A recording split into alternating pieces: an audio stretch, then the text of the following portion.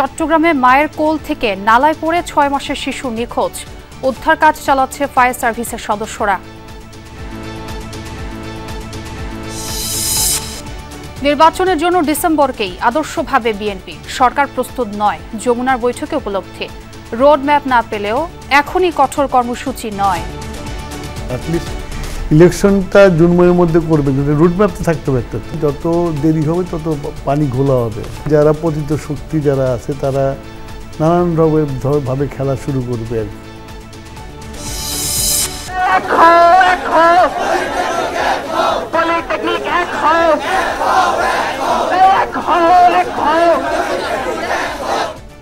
ছয় দফা দাবিতে রাজধানী সহ দেশের বিভিন্ন জায়গায় কারিগরি শিক্ষার্থীদের কাফন মিছিল। দাবি আদায় না হলে আরো কঠোর আন্দোলনের হুঁশিয়ারি। ৬ দফা দাবি বাস্তবায়ন না করলে আমরা রাজপথ থেকে উঠবো না। আমরা শেষ বিন্দু রক্ত দিয়ে এই রাজপথে অবস্থান করব। সরকার কর্তৃপক্ষকে বলছি, আমাদের দাবি দ্রুত থেকে দ্রুত সময়ের মধ্যে বাস্তবায়ন করে দিন। শিল্প খাতে দফায় দফায় গ্যাসের দাম বৃদ্ধির সিদ্ধান্তে উদ্বেগ উদ্যোক্তাদের। নতুন বিনিয়োগের জন্য বৈষম্যমূলক বলছে বিডা। ঢাকা ইসলামাবাদ শীর্ষ বৈঠকে দুদেশের স্থবির সম্পর্কে গতি এসেছে, এমনটাই মত বিশ্লেষকদের। বর্তমান সম্ভাবনাগুলোর উপর জোর দেওয়ার আহ্বান। যখনই দুটো দেশ দেখবে যে তারা পারস্পরিকভাবে লাভবান হচ্ছে, তখনই কেউই চাইবে না যে অতীতের একটা অমীমাংসিত বিষয় রেখে দেওয়ার জন্য। রোহিঙ্গা সংকট নিরসনে আরাকান আর্মি নতুন বাস্তবতা তৈরি করেছে মন্তব্য পররাষ্ট্র উপদেষ্টার। প্রত্যাবাসনে বড় দেশগুলোকে রাখতে হবে ভূমিকা। আমাদের যে বন্ধুরাষ্ট্র আছে এবং শক্তিশালী রাষ্ট্র যারা আছে তারা চাপ সৃষ্টি করতে হবে ওখানে যে নতুন ডিসপেন্সেশন আসবে তাদের উপরে। এছাড়াও রাতের বাংলাদেশে আরও থাকছে মার্কিন বিমান হামলায় ইয়েমেনে নিহতের সংখ্যা বেড়ে ৭৪। হুতি বিদ্রোহীদের অর্থনৈতিক উৎস ধ্বংসের দাবি।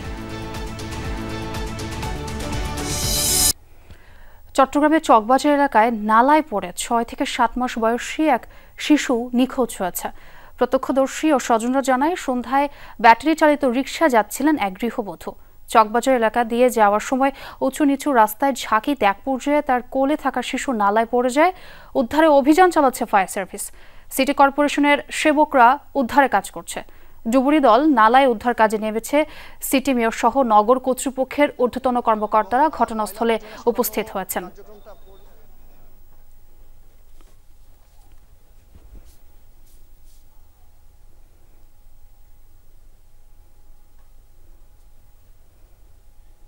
ওনার রিক্সা নিচে ভাড়া করছে, ভাড়া করে দিয়ে যাচ্ছিল। যাওয়ার সময় ওই রিক্সাওয়ালার তো খেয়াল ছিল না, যে কারণ এখানে পানি ছিল, দেখতে পারে না রাস্তাটা প্রপারলি। যাওয়ার সময় মানে উল্টে পড়ে গেছে, উল্টে গিয়ে এখানে পড়ে গেল। তো পড়ে যাওয়ার পর তাদের ওই যে মা বাবা এবং রিক্সাওয়ালা এখান থেকে উদ্ধার করলো। আর বাচ্চাটাকে এখনো মিসিং। তো আমরা সবাই আসলাম বাচ্চাটাকে উদ্ধার করার জন্য, এখান থেকে অন্ততপক্ষে এই বাচ্চাটাকে তাদের ফ্যামিলির কাছে ফিরিয়ে দেওয়ার। ঘটনাস্থলে আছেন সহকর্মী জোবায়েদ ইবনে শাহাদাত, সরাসরি যোগ দিচ্ছেন তিনি। জোবায়েদ, আপনি তো সেখানে অবস্থান করছেন এবং একটু জানাবেন যে উদ্ধার কাজ কোন পর্যায়ে আছে এবং শিশুটি কখন নাগাদ আসলে নালায় পড়ে গেল এবং যারা সেখানে উপস্থিত ছিলেন তারা কি বলছেন এবং উদ্ধার কাজ এখন কোন পর্যায়ে আছে, একটু বিস্তারিত জানাবেন।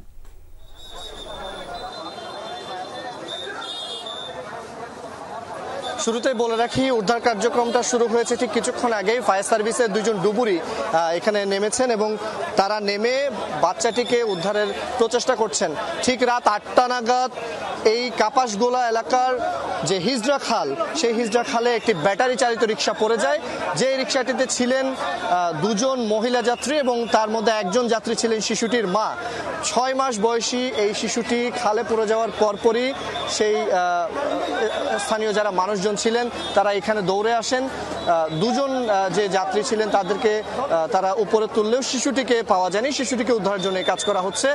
এখন পর্যন্ত শিশুটির কোনো হদিস মেলেনি এবং উদ্ধার কার্যক্রমে আমরা দেখতে পাচ্ছি ফায়ার সার্ভিসের পাশাপাশি সিটি কর্পোরেশনের সেবকরা এই জায়গায় কাজ করছেন এবং যে কাজটা উদ্ধার কার্যক্রম সেটা করতে আরো বেগ পেতে হচ্ছে, কারণ উৎসুক জনতা যেমন আছে, পাশাপাশি যে আমরা হিজড়া খালটির কথা বলছি, সে খালটি বেশ নোংরা, একেবারে আমরা যদি বলতে চাই 5 থেকে 6 ফুট পুরুত্বের এই জায়গায় ময়লা জমে আছে এবং সেই ময়লাগুলো তুলতেই তাদের প্রথমে বেগ পেতে হচ্ছে, যার কারণে এই ময়লাগুলো এখন পর্যন্ত তুলতে হচ্ছে। এবং আমরা দেখতে পাচ্ছি একটি স্ক্যাবেটার এসেছে, এতক্ষণ হাতের মাধ্যমে যে তাদের আংটা আছে সেগুলোর মাধ্যমে তারা ময়লা পরিষ্কার করার চেষ্টা করলেও এখন এই জায়গায় সিটি কর্পোরেশনের স্ক্যাবেটার এসেছে। মেয়র এই জায়গায় উপস্থিত আছেন, চট্টগ্রাম সিটি কর্পোরেশনের মেয়র, তিনি তাৎক্ষণিক নির্দেশনা দেওয়ার পরপরই একটি স্ক্যাবেটার এসেছে এবং এই স্ক্যাবেটারের মাধ্যমেই যে ময়লাগুলো সেগুলো দ্রুত গতিতে যাতে সরানো যায় এবং সরানোর পরপরই উদ্ধার কার্যক্রমটা যাতে আরও বেগবান করা যায় সেই জন্য এখানে স্ক্যাবেটারটি আনা হয়েছে। এবং পুরো এলাকায় এক প্রকার আমরা দেখতে পাচ্ছি যে কৌতূহল সৃষ্টি হয়েছে, শিশুটিকে আসলে পাওয়া গেছে কিনা বা আদৌ পাওয়া যাচ্ছে কিনা, সেটাই কিন্তু তাদের যে মূল যে আকর্ষণের জায়গা বা এই জায়গায় তাদের কৌতূহলের জায়গা। এবং এই ঘটনার পরে এখন পর্যন্ত আমরা মা বা যে যাত্রী ছিল তাদের সাথে কথা বলতে পারিনি, কারণ তারা এই জায়গায় নেই এবং পাশাপাশি উদ্ধার কার্যক্রমটা এখনো চলছে, তবে এখন পর্যন্ত কোনো সুখবর পাওয়া যায়নি। ছোঁয়া। জি জোবাদ, এবং উদ্ধার কাজ যে খুবই জোরে সোরে চলছে সেটাও দেখাচ্ছিলেন আপনি থাকুন সেখানে, আবারও জানবো উদ্ধার কাজের অগ্রগতি সম্পর্কে। প্রধান উপদেষ্টা একমত না হলেও নির্বাচনের জন্য ডিসেম্বরকেই আদর্শ মনে করে বিএনপি। ঋতু পরিবর্তন, রমজান, ঈদ মিলিয়ে আগামী ফেব্রুয়ারির পর নির্বাচন করার বাস্তবতা দেখছে না দলটি। রোডম্যাপ না পেলেও এখনই কোনো কঠোর কর্মসূচিতে যাবে না বিএনপি। স্থায়ী কমিটিতে সিদ্ধান্ত নিয়ে ধীরে এগোবে দলটি। আরিফিন শাকিলের রিপোর্ট। ছাত্র জনতার অভ্যুত্থানে শেখ হাসিনার পতনের পর থেকে যৌক্তিক সময় নির্বাচনের কথা বলে আসছে বিএনপি। এক পর্যায়ে সরকারও জানায় ডিসেম্বর থেকে জুনের মধ্যে হবে ভোট। আরও সুনির্দিষ্ট রোডম্যাপ পেতে বুধবার প্রধান উপদেষ্টার সঙ্গে বৈঠক করেন দলটির নেতারা। জোর দিয়েছেন ডিসেম্বরের মাসে ভোটের জন্য। বোঝাতে চেয়েছেন নির্বাচন যত দেরি হবে রাজনৈতিক অর্থনৈতিক সংকট তত বাড়বে। ডিসেম্বরের মধ্যে নির্বাচন যদি না হয় তাহলে দেশে যে রাজনৈতিক পরিস্থিতি, অর্থনৈতিক পরিস্থিতি এবং সামাজিক পরিস্থিতি সেটা আরও খারাপের দিকে যাবে। ভোটের রোডম্যাপ না পেলেও বিএনপি নেতারা মনে করেন ডিসেম্বরই উপযুক্ত সময়। তাছাড়া নির্বাচিত সরকারের বিকল্প নেই। ওনাকে বলেছি যে আপনাকে রুটম্যাপ অ্যাটলিস্ট ইলেকশনটা জুন মাসের মধ্যে করবে, কিন্তু রুটম্যাপ তো থাকতে হবে একটা। তো আমরা রুটম্যাপ চাচ্ছি, এক্ষুনি রুটম্যাপ চাচ্ছিলাম, উনি সেটা দিতে রাজি হন নাই, সেই জন্য স্যাটিসফাইড না। ঈদ আছে, পরব আছে, রোজা আছে, কোরবানি ঈদ আছে, এগুলোর মধ্যে নির্বাচন কেমন হবে? সেই জন্য December is the ideal time. সারা বিশ্ব যেখানে গণতন্ত্রের দিকে ঝুঁকে আছে সেখানে অগণতান্ত্রিক একটা দেশ টিকে থাকা কি ঠিক? এটা ঠিক না। তো সেক্ষেত্রে এই দাবিটাকে নতুন কোনো দাবি না, এটা আমাদের পূর্ণ দাবি। জুন মাস এমন একটা সময় যে সময় নির্বাচনের সময়ও না, নির্বাচনের মাসও না, বর্ষাকাল। ভোটের সময়সীমা নিয়ে প্রধান উপদেষ্টার সাথে একমত না হলেও এখনই মাঠ পর্যায়ে কর্মসূচিতে যেতে আগ্রহী নয় দলটি। সামনে কোরবানি ঈদ ও বর্ষা মৌসুম, তাই ঘরোয়া আয়োজন থেকে রোডম্যাপের জন্য চাপ বাড়ানো হতে পারে। আমাদের দল তো একটা পলিটিক্যাল পার্টি, তো তার কোনো ডিসিপ্লিন আছে, তো জানতে পারবো তোমরা। আমরা তো আন্ডারগ্রাউন্ড পার্টি না, আমরা তো ওপেন পার্টি, আমরা জানাবো। নির্বাচন নিয়ে সরকার এখনও প্রস্তুত নয়। যমুনায় বৈঠকের পর এমন উপলব্ধি বিএনপি নেতাদের। সরাসরি না বললেও একটি অশুভ শক্তি অনির্বাচিত সরকারকে টিকিয়ে রাখতে সক্রিয় বলে সন্দেহ আছে বিএনপিতে। অনির্বাচিত সরকার দীর্ঘদিন যদি ক্ষমতায় থাকতে চায় অন্যভাবে, সে এখানে ফ্যাসিবাদের দোসররা অনেক রকমের সুযোগ নিতে পারে, অগণতান্ত্রিক শক্তির উদয় হতে পারে। তাতে করে আমাদের গণ অভ্যুত্থানের আকাঙ্ক্ষা এবং প্রত্যাশা জলাঞ্জলি যাবে, সেটা আমরা হতে দিতে চাই না। যত দেরি হবে তত পানি ঘোলা হবে, এবং পানি ঘোলা হলে যারা পতিত শক্তি যারা আছে তারা নানান ভাবে খেলা শুরু করবে আর কি। রোডম্যাপ ইস্যুতে আগামী সপ্তাহ থেকে যুগপৎ আন্দোলনের শরিকদের সাথে মতবিনিময় শুরু করতে পারে BNP. Until unless we sit in standing committee meeting. Arifin Shakil, Jamuna News, Dhaka. 6 দফা দাবি আর কুমিল্লায় আন্দোলন চলাকালে হামলার প্রতিবাদে কাফন মিছিল করল রাজধানীর কারিগরি শিক্ষার্থীরা। জুমার নামাজের পর নিজ নিজ ক্যাম্পাস থেকে মিছিল বের করে তারা, পরে বিভিন্ন সড়ক প্রদক্ষিণ করে। তাদের অভিযোগ, শিক্ষা মন্ত্রণালয়ে বৈঠকের নামে তাদের সাথে প্রতারণা করা হয়েছে। তারা সরকারকে দ্রুত দাবিগুলো মেনে নেওয়ার আহ্বান জানান, নতুবা কঠোর কর্মসূচির ইঙ্গিতও দেয় শিক্ষার্থীরা। 6 দফা দাবি আদায় আর কুমিল্লায় আন্দোলন চলাকালে হামলার প্রতিবাদে পলিটেকনিক শিক্ষার্থীদের এই কফিন মিছিল। জুমার নামাজের পর রাজধানীর তেজগাঁয়ে ঢাকা পলিটেকনিক ইনস্টিটিউটের হল মসজিদ থেকে শুরু হয় বিক্ষোভ মিছিল। 7 রাস্তা প্রদক্ষিণ করে ক্যাম্পাসের ভেতরের শহীদ মিনারে যা শেষ হয়। এ সময় স্লোগানে আর বৈঠকে বসবে না বলে জানান শিক্ষার্থীরা। অভিযোগ, বারবার আশ্বাস দিয়েও তাদের দাবি মেনে নেওয়া হচ্ছে না। জানান শিক্ষা মন্ত্রণালয়ে বৈঠকের নামে তাদের সাথে প্রতারণা করা হয়েছে। আমরা আশাবাদী ছিলাম শিক্ষা উপদেষ্টা মহোদয় যদি উপস্থিত থাকতেন, তিনি ছাত্রদের প্রতি আন্তরিক হতেন, আমাদের দফা দাবিগুলো নিয়ে কাজ শুরু করা যেত। কিন্তু গত আলোচনায়ও রাজপথে যেমন আশ্বাস দেওয়া হয় তেমনই আশ্বাস দেওয়া হয়। আমরা এগুলো নিয়ে আলোচনা করে দেখব। জনদুর্ভোগ এড়িয়ে আন্দোলন চালিয়ে যাওয়ার কথা বলেন শিক্ষার্থীরা। তাতেও যদি সরকারের মন না গলে তাহলে আবারও রাস্তা, রেলপথ অবরোধের হুঁশিয়ারি দেওয়া হয়। আজকের এই কর্মসূচি যেন জনদুর্ভোগ না হয় এবং সকল পারিপার্শ্বিক বিষয় চিন্তা করে কিন্তু আমাদের এই কর্মসূচি করেছি। পরবর্তী কর্মসূচিগুলো আমরা জনদুর্ভোগ যেন সৃষ্টি না হয় সেইভাবেই যাব। তবে সরকারের কাছে প্রশ্ন, সরকার কি জনদুর্ভোগ চায় কিনা? সরকার কর্তৃপক্ষকে বলছি, আমাদের দাবি দ্রুত থেকে দ্রুত সময়ের মধ্যে বাস্তবায়ন করে দিন, আমরা রাজপথ ছেড়ে দিব। কুমিল্লার ভাইদের উপর হামলার সুষ্ঠু তদন্ত ও বিচার নিশ্চিত করুন, তাদের চিকিৎসা ব্যবস্থা নিশ্চিত করুন। দ্রুততম সময়ের মধ্যে সরকারের প্রতি দাবি মেনে নেওয়ার আহ্বান জানান শিক্ষার্থীরা। হাসিবুল করিম বিজয়, যমুনা নিউজ, ঢাকা। কাফন মিছিল হয়েছে দেশব্যাপী। অবিলম্বে জুনিয়র ইনস্ট্রাক্টর পদে ক্রাফট ইনস্ট্রাক্টরদের পদোন্নতির রায় বাতিল, পরিচালক সহ বিভিন্ন পদে কারিগরি শিক্ষা বহির্ভূত নিয়োগ নিষিদ্ধ সহ বিভিন্ন দাবি জানান পলিটেকনিকের শিক্ষার্থীরা। কারো মাথায় কাফনের কাপড় বাঁধা, তো কারো শরীর মোড়ানো কাফনে। 6 দফা দাবি আদায়ের লক্ষ্যে জুমার নামাজের পর এভাবেই সারা দেশে মিছিল করে কারিগরি শিক্ষার্থীরা। জুনিয়র ইনস্ট্রাক্টর পদে ক্রাফট ইনস্ট্রাক্টরদের 30% পদোন্নতির রায় বাতিলের দাবিতে কাফন মিছিল বের করে সিলেট পলিটেকনিকের শিক্ষার্থীরা। এছাড়া 2021 সালের ক্রাফট ইনস্ট্রাক্টরদের নিয়োগ বাতিল ও নিয়োগ বিধি সংশোধনের তাগিদ জানানো হয়। এই আন্দোলন একের পর এক ভিন্ন ভিন্ন কর্মসূচি আসবে। আজকে আমাদের এই কাফনের কাপড় প্রতীকী মাথায় নিয়ে কর্মসূচি, আগামীকাল হয়তো অন্য একটি কর্মসূচি আসবে। আপনারা আমাদের 6 দফা দাবি বাস্তবায়ন না করলে আমরা রাজপথ থেকে উঠবো না। আমরা শেষ বিন্দু রক্ত দিয়ে এই রাজপথে অবস্থান করব। একই দাবিতে আন্দোলন হয়েছে চট্টগ্রামেও। জুমার পর নগরীর নাসিরাবাদে পলিটেকনিক ইনস্টিটিউট ক্যাম্পাস থেকে কাফন মিছিল বের করে আন্দোলনরতরা।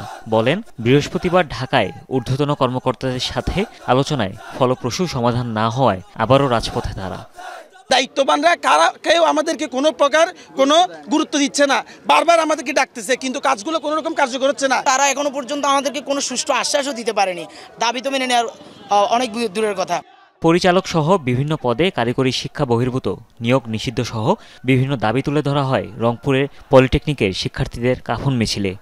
তারা অবৈধ রায় বহাল রেখেছে, তাই আমরা আমাদের সর্বশেষ প্রস্তুতি হিসেবে কাফনের কাফর মাথায় বেঁধে আজকে আমরা আন্দোলনে নেমেছি। বুধবার কুমিল্লা পলিটেকনিকের শিক্ষার্থীদের কর্মসূচি ছত্রভঙ্গে ফাঁকা গুলি ছোড়ে নিরাপত্তা বাহিনী। কাফন মিছিলে 6 দফার পাশাপাশি তার প্রতিবাদ জানায় কুমিল্লার আন্দোলনকারীরা। আমাদের ভাই বোনদের উপর হামলা করে, ওই কারণে আর কি আজকে আমরা সবাই কাপড়ের কাপড় পরে রাজপথে নামছি। এছাড়া বরিশাল, ফেনী, নরসিংদী, যশোর সহ বিভিন্ন জেলায় সড়কে কাফনের কাপড় বেঁধে নেমে আসে পলিটেকনিকের শিক্ষার্থীরা। গত দুদিন একই ইস্যুতে সারা দেশে সড়ক, মহাসড়ক ও রেল অবরোধ করে আন্দোলনকারীরা। হুমায়ুন রশিদ, যমুনা নিউজ।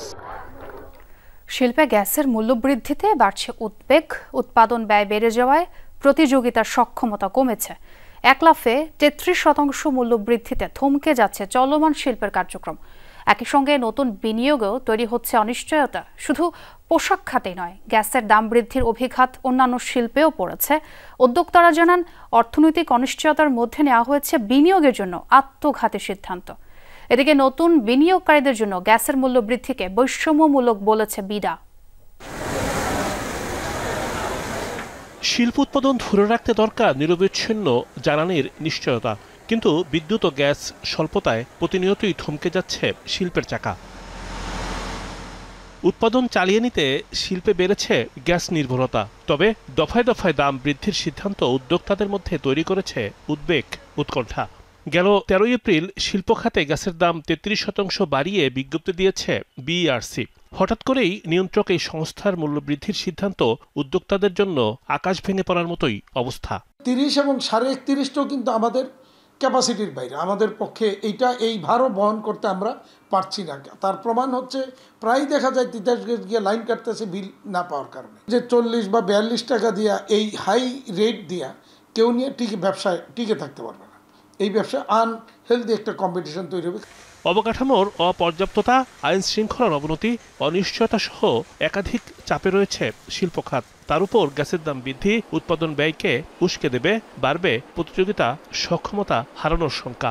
গ্যাস থেকে শুরু করে এই যে জিনিসগুলো সাপোর্টিং যে জায়গাগুলো আছে যেটার মাধ্যমে আমরা আমাদের প্রোডাকশন করে থাকি, আসলে এইখানে আমরা মনে করি যে আরো ম্যানেজমেন্টটা আরো বেটার করে খরচ কমানো যায়।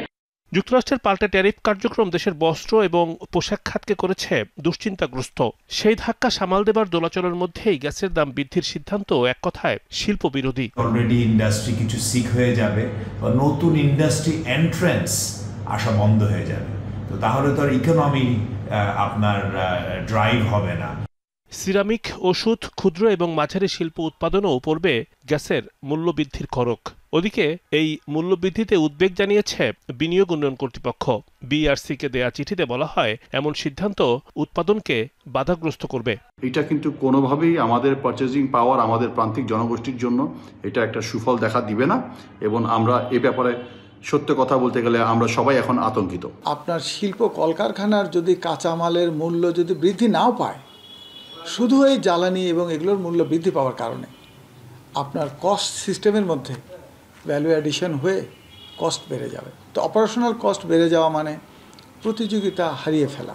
আরও ভালো হতো যদি আমরা এগুলো আরও পরের দিকে যদি রিফর্মটা করতাম। বিনিয়োগ এবং কর্মসংস্থানের স্বার্থে জ্বালানির দাম সহনীয় করার দাবি করেছে উদ্যোক্তাদের সব পক্ষ। রিমন রহমান, যমুনা নিউজ, ঢাকা।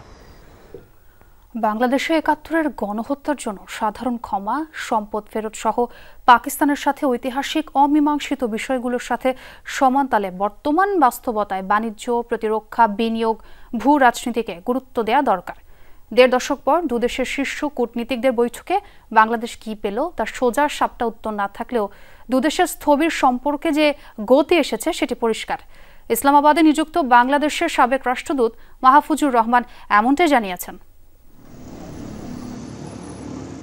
শেখ হাসিনা সরকারের পতনের পরেই বাংলাদেশ ও পাকিস্তানের মধ্যে সম্পর্কের বদ্ধ দুয়ার খুলতে শুরু করে। পাকিস্তান থেকে পণ্য আমদানি বেড়ে হয় দ্বিগুণ। করাচি বন্দরের সঙ্গে চট্টগ্রামের সরাসরি কন্টেইনার জাহাজ যোগাযোগ চালু হয় ফের। দুদেশের মধ্যে সম্পর্ক আরও ঘনিষ্ঠ করতে বাংলাদেশে আসেন পাকিস্তানের পররাষ্ট্র সচিব আমনা বালুচ। বৃহস্পতিবার তার সাথে বৈঠকে কি পেল বাংলাদেশ, সেটি এখন প্রশ্ন। একটা গুরুত্বপূর্ণ দেশের সঙ্গে আমাদের দীর্ঘ 15 বছর একটা কূটনৈতিক স্থবিরতা ছিল, সেই স্থবিরতা আমরা কাটিয়ে উঠতে পেরেছি। ৭১-এর গণহত্যার জন্য সাধারণ ক্ষমা, ক্ষতিপূরণ, ন্যায্যতায় সম্পদ ফেরত, এগুলো ঐতিহাসিক অমীমাংসিত বিষয়। বাংলাদেশের পাওনা অর্থ ফেরত দিতে এই মুহূর্তে পাকিস্তানের রিজার্ভের 1/3 খরচ করতে হবে। এমন বাস্তবতায় কতটা এগুবে সম্পর্ক? ক্ষতিপূরণের বিষয়টি, বিশেষ করে তার অ্যামাউন্টটা, এইখানে এটা অতটা গুরুত্বপূর্ণ না। প্রথম গুরুত্বপূর্ণ হলো যে কাজটা আমাদের 54 বছর আগে করা উচিত ছিল, কারণ পাকিস্তান তো পরাজিত শক্তি ছিল, তারা সারেন্ডার করেছে। ওই সারেন্ডারের টার্মসের মধ্যেই আমরা ক্ষমা চাওয়ার বিষয়টি, ক্ষতিপূরণের বিষয়গুলো উল্লেখ করতে পারতাম। এখন পাকিস্তানের পক্ষে প্রথম কাজ হতে পারে যে তারা এটা স্বীকার করা যে তারা বাংলাদেশে যে যুদ্ধ করেছিল সেই যুদ্ধের কারণে বাংলাদেশে যথেষ্ট ক্ষয়ক্ষতি হয়েছে। সাবেক এই রাষ্ট্রদূত মনে করেন, একাধিক অমীমাংসিত বিষয় থাকলেও দুই দেশের সম্পর্ক এগিয়ে নিতে বর্তমান সম্ভাবনাগুলোর উপর জোর দিতে হবে। এখন অমীমাংসিত বিষয় সামনে নিয়ে আসলে তখন হয় কি, সাধারণভাবে যে সমস্ত বিষয় আমাদের এই মুহূর্তে অগ্রগতি হতে পারে, আমরা মিউচুয়ালি একটা বেনিফিশিয়াল জায়গায় যেতে পারি। অমীমাংসিত বিষয়গুলি একটা ফোল্ডারে রাখতে পারেন, কিন্তু সম্ভাবনার দিকগুলো নিয়ে আপনি সামনে এগোতে পারেন। যখনই দুটো দেশ দেখবে যে তারা পারস্পরিকভাবে লাভবান হচ্ছে, তখনই কেউই চাইবে না যে অতীতের একটা অমীমাংসিত বিষয় রেখে দেওয়ার জন্য। আমনা বালুচের সফরের সপ্তাহখানেক ব্যবধানে বাংলাদেশে আসছেন পাকিস্তানের পররাষ্ট্রমন্ত্রী। তিনি একই সাথে দেশটির উপপ্রধানমন্ত্রীও। আপাতত এমন কূটনৈতিক অগ্রগতিকে পুঁজি করে এগুতে হবে বাংলাদেশকে। এগুলো ঐতিহাসিক সমস্যা, এগুলোর সমাধান হয়তো একবারে হবে না। আল আমিন হক অহন, যমুনা নিউজ, ঢাকা। এদিকে বাংলাদেশের সঙ্গে বৈঠকে দ্বিপক্ষীয় সম্পর্ক পুনরুজ্জীবিত করার অঙ্গীকার প্রতিফলিত হয়েছে বলে জানিয়েছে পাকিস্তান। শুক্রবার দেশটির পররাষ্ট্র মন্ত্রণালয়ের ওয়েবসাইটে প্রকাশিত হয় এই বিবৃতি। এতে উল্লেখ করা হয়, বাংলাদেশের রাজধানী ঢাকায় অনুষ্ঠিত এই উচ্চ পর্যায়ের বৈঠক সৌহার্দ্যপূর্ণ পরিবেশে অনুষ্ঠিত হয়। বৈঠকে রাজনৈতিক, অর্থনৈতিক, সাংস্কৃতিক, শিক্ষাগত ও কৌশলগত সহযোগিতা সহ নানা বিষয়ে মতবিনিময় করা হয়। পাশাপাশি দুই দেশের অভিন্ন ইতিহাস, সাংস্কৃতিক বন্ধন এবং জনগণের অভিন্ন আকাঙ্ক্ষার উপর জোর দেওয়া হয়। নিউ ইয়র্ক, কায়রো, সামোয়া ও জেদ্দায় সম্প্রতি দুই পক্ষের মধ্যে উচ্চ পর্যায়ের যোগাযোগ নিয়ে সন্তোষ প্রকাশ করা হয়েছে। ওই সব যোগাযোগ দ্বিপক্ষীয় সম্পর্ক পুনরুজ্জীবিত করার ক্ষেত্রে সহায়তা করেছে বলে জানিয়েছে পাকিস্তান। আওয়ামী লীগের রাজনীতি নিষিদ্ধের দাবিতে মিছিল ও বিক্ষোভ হয়েছে। বিকেলে উত্তরার বেনেস সেন্টারের সামনে থেকে মিছিল শুরু হয়। জুলাই রেভলিউশনারি অ্যালায়েন্সের ব্যানারে মিছিল অংশ নেয় শতাধিক বিক্ষোভকারী। হাউস বিল্ডিং ঘুরে মিছিল যায় জসিমউদ্দিন এভিনিউতে। সেখান থেকে রাজলক্ষ্মীর সামনে এসে সংক্ষিপ্ত সমাবেশ করে তারা। আয়োজকরা জানান, আওয়ামী লীগ নিষিদ্ধের ব্যাপারে অন্তর্বর্তী সরকারের কোনো রকম কঠোর তৎপরতা দেখা যাচ্ছে না। ফলে মিছিল করার সুযোগ পাচ্ছে দলটির নেতাকর্মীরা। এসব অপতৎপরতা বন্ধে আইনশৃঙ্খলা বাহিনীকে কঠোর ব্যবস্থা নেওয়ার আহ্বান জানানো হয়। আমরা মনে করি যে ইন্টারিম আসলে আওয়ামী লীগ ইস্যুতে খুব বেশি স্ট্রং পদক্ষেপ নিচ্ছে না। 8 মাস আগে যারা গণহত্যা চালিয়েছে তারা এখন আবার মিছিল করতেছে এবং রীতিমতো হচ্ছে যে বিভিন্ন কথা বলছে। 5 আগস্ট সবচেয়ে বড় মিছিলটা বেরোয়েছিল উত্তরা থেকে, যাত্রাবাড়ি থেকে বেরোয়েছিল। সেই উত্তরের যে স্পিরিটটা, সেই স্পিরিটটা আওয়ামী লীগের নিষিদ্ধ হওয়া পর্যন্ত আমরা ইনশাআল্লাহ জাগিয়ে রাখবো। আওয়ামী লীগের এজেন্ডা যারা বাস্তবায়ন করবে তাদের বিচার হবে জনতার আদালতে, এমন মন্তব্য করেছেন বাংলাদেশ ছাত্র অধিকার পরিষদের সভাপতি বিন ইয়ামিন মোল্লা। অভিযোগ করেন, আওয়ামী লীগের ঝটিকা মিছিল ও বিপ্লবীদের ওপর হামলা রুখতে সরকারের গোয়েন্দা সংস্থাগুলো ব্যর্থ হয়েছে। বাংলাদেশ অধিকার পরিষদের 2 সদস্যের ওপর ছাত্রলীগের হামলার প্রতিবাদে সন্ধ্যায় মশাল মিছিল করে দলটির নেতাকর্মীরা। সেখানেই এসব কথা বলেন তিনি। সন্ধ্যায় কেন্দ্রীয় কার্যালয় থেকে মশাল মিছিল নিয়ে আওয়ামী লীগের কেন্দ্রীয় কার্যালয়ের সামনে অবস্থান নেন দলটির নেতাকর্মীরা। এ সময় দ্রুততম সময়ের মধ্যে হামলাকারীদের চিহ্নিত করে আইনের আওতায় আনার দাবি জানানো হয়। একই সাথে আওয়ামী লীগকে নিষিদ্ধ করারও জোর দাবি জানান দলটির নেতাকর্মীরা। আগামী কয়েকদিনের ভিতরে আপনারা অধ্যাদেশ জারি করে এই বাংলার মাটি থেকে আওয়ামী লীগকে ব্যান করার ব্যবস্থা করবেন। ছাত্র অধিকার পরিষদের বিপ্লবীদেরকে হামলা করছে, তাদেরকে দ্রুত সময়ের মধ্যে গ্রেফতারের দাবি জানাচ্ছে। যেই ব্যবসায়ী আওয়ামী লীগের মিটিং মিছিলের জন্য পয়সা দিবে, টাকা দিবে, যেই ব্যবসায়ী গণহত্যার পক্ষে ছিল, তাকে আমরা নিজেরা ধরে নিয়ে আসব। বিগত সরকারের স্বেচ্ছাচারিতায় জনগণ নিজের মত প্রকাশ ও ভোটাধিকার প্রয়োগ করতে পারেনি বলে মন্তব্য করেছেন বিএনপি স্থায়ী কমিটির সদস্য সেলিমা রহমান। বিকেলে চট্টগ্রাম মহানগর বিএনপি কার্যালয়ের সামনে আয়োজিত মহানগর মহিলা দলের কর্মশালায় তিনি এসব কথা বলেন। সেলিমা রহমান আরও বলেন, একটি পক্ষ ফ্যাসিস্ট সরকারের মতো মানুষের অধিকার লুণ্ঠন করতে চায়। এর বিরুদ্ধে সকলকে সজাগ থাকতে হবে, জনমত গঠন করতে হবে। এ সময় বিএনপি ভারপ্রাপ্ত চেয়ারম্যান তারেক রহমানের রাষ্ট্র কাঠামো মেরামতের 31 দফা বাস্তবায়নে মহিলা দলের নেতাকর্মীদের ঐক্যবদ্ধ হয়ে আন্তরিকতার সাথে কাজ করার নির্দেশ দেন তিনি। আজকে শিশু কিশোর গ্যাং থেকে শুরু করে আমাদের সমাজটাকে একদম ধ্বংস করে দিয়েছে, একদম দুর্নীতির আঁকড়া করে দিয়েছে। সেখান থেকে আজকে যদি সমাজকে তুলে ধরতে হয়, সেটা পারবে একমাত্র নারীরা। আমলাদের মধ্যে অস্তিত্বে শাসকের বাস, সেই মানসিকতা একদিনে দূর করা সম্ভব নয় বলে মন্তব্য করেছেন মুক্তিযুদ্ধ বিষয়ক উপদেষ্টা ফারুক আজম। সন্ধ্যায় চট্টগ্রাম প্রেস ক্লাবে গণস্বাস্থ্য কেন্দ্রের প্রতিষ্ঠাতা ডাক্তার জাফরুল্লাহ চৌধুরীর মৃত্যুবার্ষিকী ও চট্টগ্রাম নাগরিক পরিষদের আত্মপ্রকাশ অনুষ্ঠানে অংশ নেন তিনি। দেশ গঠনে অন্তর্বর্তী সরকারকে সহযোগিতার আহ্বান জানান মুক্তিযুদ্ধ বিষয়ক উপদেষ্টা। তিনি বলেন, ভুল ত্রুটি হলেও গণমানুষের বিরুদ্ধে কোনো পদক্ষেপ নিচ্ছে না সরকার। অনুষ্ঠানে সমাজসেবা উপদেষ্টা শারমিন এস মুর্শিদ বলেন, তরুণ রাজনীতিবিদরা যদি পৌঁছে যাওয়া রাজনীতি প্রথার দিকে আগায় তবে তারা ভুল করবে। ডাক্তার জাফরুল্লাহর জীবন কর্ম সবার জন্য অনুকরণীয় বলে মন্তব্য করেন গণসংহতি আন্দোলনের প্রধান সমন্বয়ক জোনায়েদ সাকি। অস্তিত্বে শাসকের বাস, এরা শাসক জনগণকে শাসক হিসেবে শাসন করেছে এবং সেই মানসিকতা দূর করতে আমাদের অনেক সময় লাগছে। তরুণরা যে রাজনীতি করতে নেমেছ, এই শিক্ষাটা মাথায় রেখো।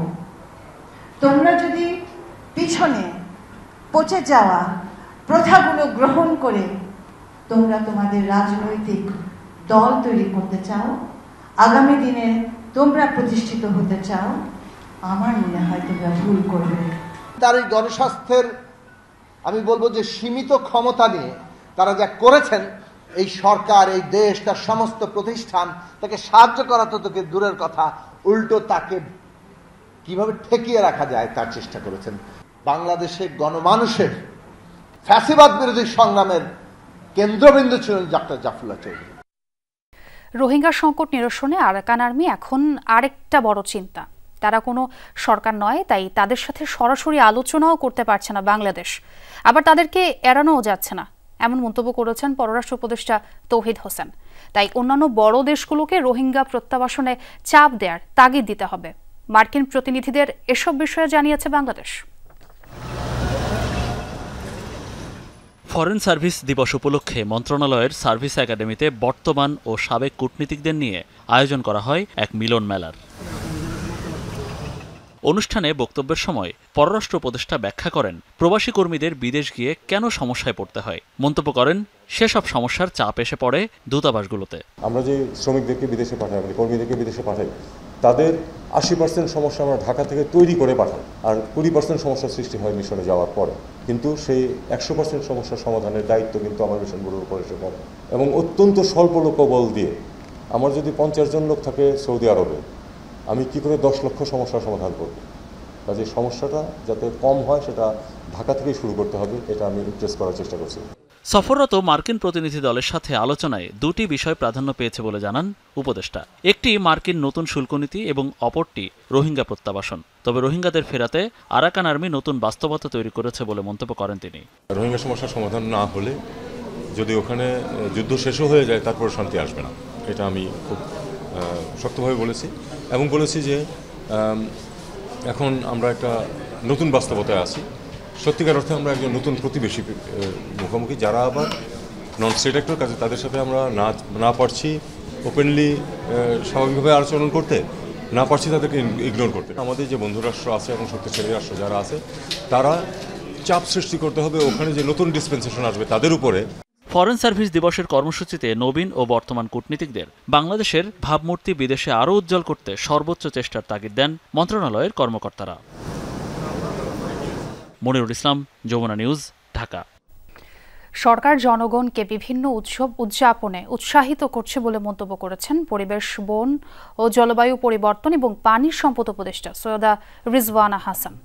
রাজধানীর গুলশানে এজ ওয়াটার গ্যালারিতে আয়োজিত crafting the many threads of cultural textile এক্সিবিশনে অংশ নিয়ে তিনি একথা বলেন। তিনি আরও বলেন, মানুষের ভেতর রাজনীতি সহ বিভিন্ন বিষয়ে ভিন্ন মত থাকতে পারে, তবে সঙ্গীত এবং সংস্কৃতি ভিন্ন মতের মানুষদের এক করতে পারে বলে মন্তব্য করেন উপদেষ্টা। I really wish that the arrangement, the exhibition that you have arranged are participated by many and you managed to engage many people in the process. The government itself is arranging cultural events so that people at large can come and participate. ফিলিস্তিনের গণহত্যা, ভারতে বিতর্কিত ওয়াকফ bill pass এবং মুসলিম অধিকার খর্ব করার প্রতিবাদে বিক্ষোভ সমাবেশ ও গণমিছিল করেছে জমিয়তে উলামায়ে ইসলাম বাংলাদেশ সহ বেশ কয়েকটি ইসলামী দল। শুক্রবার জুমার নামাজ শেষে জাতীয় মসজিদ বায়তুল মুকাররমে উত্তর গেটে হয় এই কর্মসূচি। মুসলিমদের ওপর বর্বর হামলার প্রতিবাদে ইসরায়েল এবং ভারতের বিরুদ্ধে বিভিন্ন স্লোগান দেন বিক্ষোভকারীরা। এ সময় তারা নেতানিয়াহুর বিচার দাবি করেন। ইসরায়েলি পণ্য বয়কটের আহ্বান জানানো হয় সমাবেশ থেকে। মুসলমানদের ওপর নির্যাতন ও নিপীড়নের ঘটনায় ভারতীয় প্রধানমন্ত্রীর কঠোর নিন্দা জানানো হয় সমাবেশে। বিশ্বের সকল মুসলিম দেশকে ভারত ও ইসরায়েলের বিরুদ্ধে শক্ত প্রতিরোধ গড়ে তোলার আহ্বান জানান সংগঠন নেতারা। পরে একটি বিক্ষোভ মিছিল বিজয়নগর ঘুরে বায়তুল মোকাররমের সামনে শেষ হয়। এদিকে এই কার্যক্রম ঘিরে বায়তুল মোকাররম এলাকায় সতর্ক অবস্থান নেয় আইন শৃঙ্খলা বাহিনীর সদস্যরা। আরো বিশ্বের জনগণ যারা আছেন, আপনারাও ইসরায়েলের বিরুদ্ধে মাঠে নেমে পড়ুন।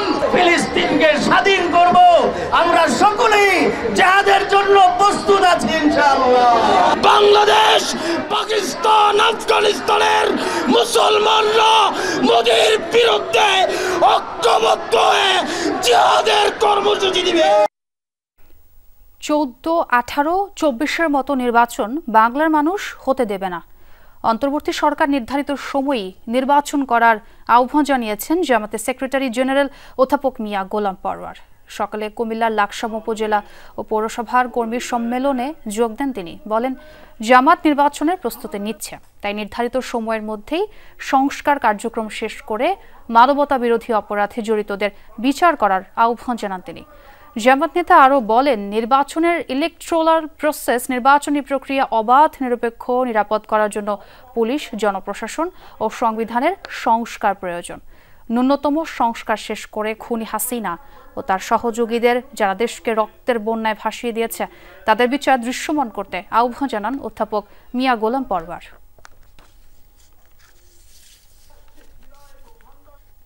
ডক্টর প্রফেসর ইউনূসের নেতৃত্বে অন্তর্বর্তীকালীন সরকার নির্বাচিত জনপ্রতিনিধির কাছে ক্ষমতা হস্তান্তরের লক্ষ্যে, একটি জাতীয় নির্বাচনের লক্ষ্যে আমরা যে অভিযাত্রা শুরু করেছি, তিনিও নির্বাচনের একটি ডেডলাইন দিয়েছেন। আমরা বলেছি, আপনি যে টাইম দিয়েছেন তার উপরেই যেন আপনি ঠিক থাকেন, এর মধ্যেই সংস্কার করে মানবতা বিরোধীদের বিচার করে একটা নিরপেক্ষ নির্বাচন দেন। আমরা নির্বাচনে যেতে প্রস্তুত আছি।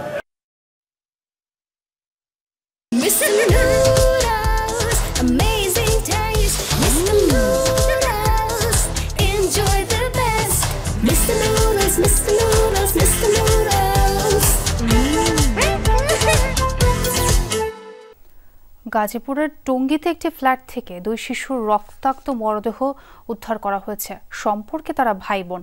বিকেলে আরিচপুর রূপবানের টেক এলাকার বহুতল ভবনের 3য় তলার ফ্ল্যাটে পাওয়া যায় মরদেহ দুটি। নিহতরা হল ব্রাহ্মণবাড়িয়ার বাঞ্ছারামপুরের আব্দুল বাতেনের 2 সন্তান, 6 বছর বয়সী মালিহা ও 4 বছরের আব্দুল্লাহ। স্বজনদের ভাষ্য, দুপুরে পরিবারের সবাই একসাথে খাবার খান। পরে মা সালেহা বেগম বাসায় ঘুমাচ্ছিলেন, দাদি ও বাবা যান বাইরে। কিছু সময় পর ঘরের দরজা খোলা ও শিশুদের রক্তাক্ত অবস্থায় মেঝেতে দেখতে পান বলে দাবি মায়ের।